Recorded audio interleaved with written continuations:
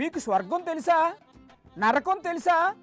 నరకంలో యమధర్మరాజు ఏమి చేస్తాడో తెలుసా?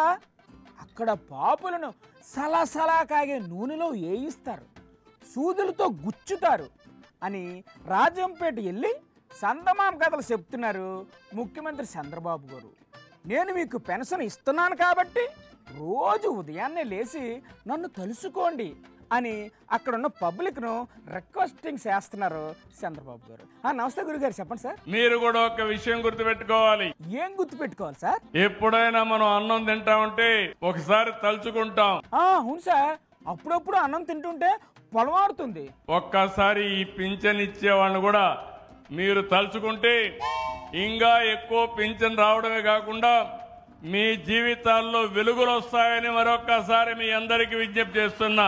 మిమ్మల్ని తలుసుకోవాలా? పింఛన్లు మీరిస్తున్నారా? ఒకే ఒక విషయం చెప్తున్నాను. ఏంటది? 30 ఏళ్లు నన్ను చూశారు. ఇప్పుడు కూడా చూస్తున్నాగా సార్. ఎప్పుడన్నా నేను లీవ్ తీసుకున్నానా అని మిమ్మల్ని అడుగుతున్నా. మాకెట్ తెలుసా మీరు లీవ్ తీసుకున్నారో లేదో?